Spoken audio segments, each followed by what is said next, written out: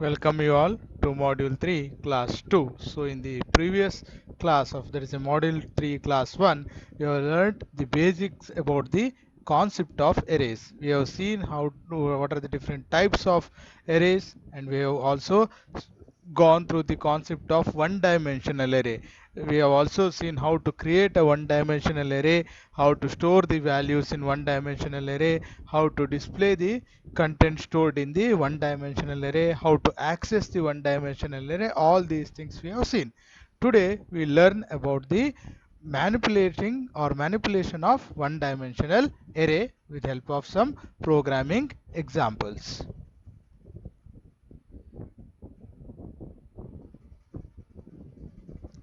So here first write a program to find the largest and smallest element in an array. So we are supposed to write a program which will accept some numbers and store it in an array, and then we have to find out what is the largest number and smallest number in that array.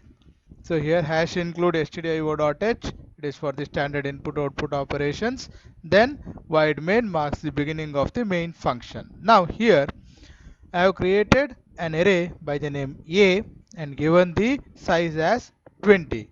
So it is an integer array, so it can hold up to maximum 20 numbers. Then I have to accept the number of elements, that is I have to specify how many elements I am going to store in that particular array, or the limit of the array. So I need a variable to accept that, so I have created here, I have declared a variable n for that purpose. Next I have to find the largest element in the array, so I need a variable to store that, so I have declared here big to store the largest element in the array. Similarly, I should also find out the smallest element in the array, so I need a variable to store the smallest element in the array, so I have declared the variable small here for that purpose. So int a of 20, that means an integer array with the name a, size is 20, so 20 maximum 20 numbers it can store. Similarly, n to hold the accept the limit for the number of elements to be stored in the array, big to store the largest element in the array, small to store the smallest element in the array. So next printf, enter the number of array elements, that is I have to specify how many elements I am going to store in the array. So scanf %d comma ampersand n. So whatever the number of elements the user says, that will be stored in variable n. N is of integer type, so %d comma ampersand, that is the address. N is the variable where the value will be stored. Next I have to accept the array element, so enter the array element. So I'll have to store the elements in the array by making use of the for loop over here. So for I equal to 0, I is less than n, I plus plus scanf %d comma ampersand a of I, that is incrementally one by one values I'll store in the array. So first now I is equal to 0, so n, for example I have taken here n as 4, so the condition will be checked. I is less than n, since 0 is less than 4 is true, so the control will go inside the for loop. So scanf %d comma ampersand a of I is 0 now, so first input what you are giving, the first value will be stored at the location a of 0. Here in this example we will take it as 1, first element, so that will be stored in the location a of 0. Next the I will be incremented by 1, I was 0, I becomes 1, and now the condition is again checked, so 1 is less than 4, condition is true, so control will go inside. This time now the second value what is input by the user will be stored at ampersand a of I, that is I is now 1, so a of 1, so a of 1, the value 2 is stored in a of 1. Similarly, the I value will be incremented, so until I becomes 3, the fourth value, that is the 4 is the input I have given here, 1 2 3 4, 4 will be stored at location a of 3. Next I will be incremented by 1, I becomes 4. Once I becomes 4, the condition is checked, so I is less than n, 4 is less than n, that is 4 is less than 4, the condition becomes false, so the control will not go inside the loop. So now 4 values we have accepted and stored in the array A at A of 0, A of 1, A of 2 and A of 3. Now we have to find the largest element. So what I am doing here is I will assign the first element in the array as the largest element and then compare that element with all other elements in the array. If there is any other element in the array whose value is larger than the value stored in big, then I will replace that value or replace the element or copy that element into big. So now here for big equal to a of 0. So first value or the first element value in the location a of 0, that is the first element of the array, I am assigning it to the variable big. In our example a of 0 the value is 1. So 1 will be assigned to big. Now I am going to compare it with each and every element in the array. So for I equal to 0, I is less than n, I plus plus. So now first I is 0, n is 4. So 0 less than 4 condition is true. So control will go inside the for loop. Now if a of I is greater than big, a of I is now a of 0, whether it is greater than big. So a of 0 the value stored is 1, the value in big is also 1. So 1 is greater than 1, condition is false. So the control will go to the updation statement I plus plus. Now I is incremented by 1 and now the condition is checked, 1 is less than 4. So 1 is less than 4 condition is true, so the control will come inside. Now if a of I is greater than big, so a of I is now a of 1. A of 1, what is the value stored in at location a of 1? Value is 2. So 2 is greater than big. Big is the big value stored in big is 1. So 2 is greater than 1. So the condition is true. So control will go inside the if, inside the if, and now big equal to a of I. So big equal to a of I. A of I is a of 1. The value stored is 2. So 2 will be assigned to big. Now the earlier value in big was 1. Now the value is changed to 2. Then again the control will go to the updation part I plus plus. So I will be incremented by 1. So like this the condition goes on, I goes on incrementing and the condition will be checked. So finally once I becomes 4, the condition I is less than n, that is 4 is less than 4, becomes false and the control will come out and the largest value will be now stored in the variable big. Next we have to find the smallest element. Again same logic we are using here. So initial first element itself I'll assign it as small. So small equal to a of 0. So a of 0 the value is 1. 1 will be assigned to small. Now I'm checking whether there is any other element which is less than the small.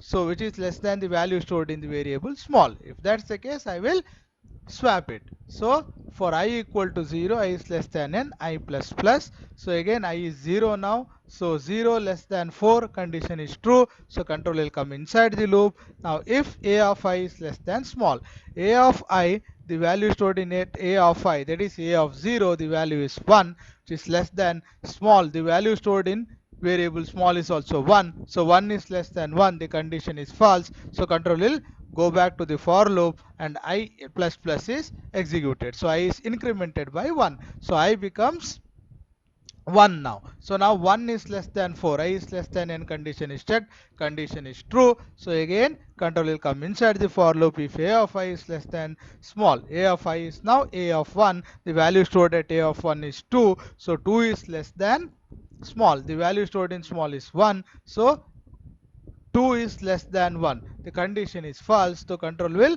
go back to the for loop. It will execute the updation part I plus plus. So I will be incremented. So this goes on and once the I reaches 4, the condition I is less than n, that is 4 is less than 4 fails, the control will come outside. In this example, since first element itself is the smallest element, so every case, every iteration, if a of I is less than small will be always false. So that's why whatever value we assigned to small in the beginning itself will be the smallest element. Then the control comes out of the for loop and finally now displaying the array elements. So the elements of the array are, now for I equal to 0, I is less than n, I plus plus. Each element I will have to display. So starting from the 0th element, that is a of 0, a of 1, a of 2, a of 3. So once it reaches a of 3, next I becomes 4. That means the condition becomes false and the control will come out of the loop. I have given here slash t because I just want to display it with one tab space. You can also give slash n if you want to display the values or the data stored in the array one below the other. This is, I have used one slash t here just to give the tab space. Then after that, the smallest array element is, so smallest array element is stored in variable small. Similarly, I'll print the largest array element that is stored in the variable big. Sample output is shown over here. Since I have given that in the printf statement, printf percentage d slash t, that is the array element, so it is showing the array elements in one single row with a tab space. If you give slash n, it will display the array elements in one below the other. Now next we'll see the program, that is write a program to find the sum and average of elements in an array. So here I have to create an array, accept the elements and store it in the array. Then I have to find the sum and average of the elements stored in the array, or the value stored in the array. So now here again I have created an integer array A with size I have given 20, so it can hold up to 20 values. Then n again to specify the number of elements. Then I need to compute the sum and average. So to compute the sum, I need another variable to store the result. So I have taken sum, I initialized it to 0. Average can be a floating point. So float avg. Avg is the variable I am using to store the average value. Now, so first one, enter the number of array elements. So the user will specify how many number of elements he is going to enter. We have taken here n as 4. So scanf percentage d comma ampersand n. So 4 is the input we have given, that will be stored in variable n. Now I have to accept the array elements one by one. So I made use of the for loop for I equal to 0, I is less than n, I plus plus. So it will start from 0, will go up to 3, 0, 1, 2, 3. So totally 4 elements or 4 numbers I am going to store in the array a of I. Now either sum I can calculate later once I accept the array element, or incrementally as and when I accept the array elements I can go on computing the sum. So I'm computing the sum here itself, as and when we accept the array elements I am going to compute the sum. Now first for I equal to 0, so I is less than n is 4, so 0 is less than 4 is true, so control will come inside the for loop. Now I have given the first value, let us say as 1, because the example I have taken here is 1, 2, 3, 4. First element I have given is 1, so that will be stored in a of I. A of I is now a of 0, that will be stored in a of 0. Now sum equal to sum plus a of I. Sum I have initialized it to 0, so 0 plus a of 0. A of 0, the value I have stored is 1, so sum equal to sum plus 1. 0 plus 1, 1 will be stored in sum. Again the control will move back to the for loop. Updation takes place. I is incremented by 1. I becomes 1 now. So 1 is less than 4 condition is true. So next value whatever I have input, whatever the user inputs will be stored in a of I, that is a of 1. So the value here in this example I have taken it as 2. So 2 will be stored at location a of 1. Now sum equal to sum plus I. Now previously the sum value computed was 1. So 1 plus a of I is a of 1. The value I have given is 2. So 1 plus 2, sum becomes 3. So like this the for loop continues until I reaches 4. Once I reaches 4, the 4 is less than 4 condition fails. So control will come outside the for loop and the sum will be computed as total as 10. Next we have to compute the average. Average equal to sum divided by n, that is the number of elements. In this example 10 divided by 4, that will be 2.5. Now I have to display the array elements. Again for loop and displaying the array elements. This time I have given slash n, so that one below the other the array elements will be displayed. First a of 0, then a of 1, then a of 2, then a of 3. Once I becomes 4, control will come out of the for loop. Then sum and average I have displayed in the next printf statement. So first sum, next average.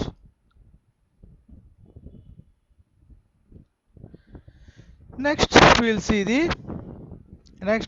the program to display the Fibonacci series up to n terms. This program we have already seen in the decision making statements, also in the loops.